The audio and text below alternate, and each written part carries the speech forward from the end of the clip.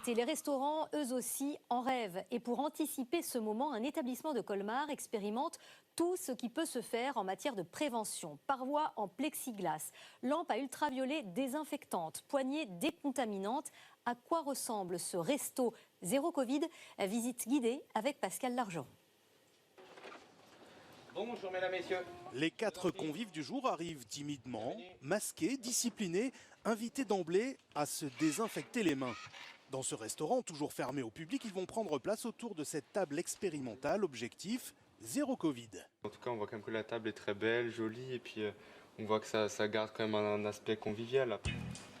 Avant leur arrivée, chaises, couverts, nappes, tout a été minutieusement désinfecté grâce à cette lampe à ultraviolet. À chaque convive, son propre espace. Salière, eau, verre, rien ne peut être transmis à son voisin.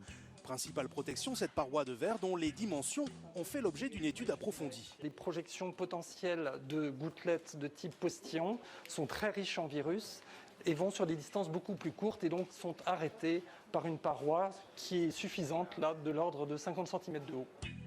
Dans ce protocole où chaque client doit en plus passer un test salivaire rapide au moment de la réservation, rien n'est laissé au hasard, comme ces poignées de porte recouvertes d'un film décontaminant.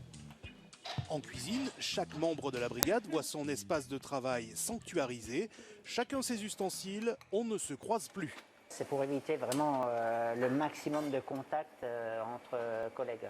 Mais la principale innovation, c'est ce tunnel à ultraviolet.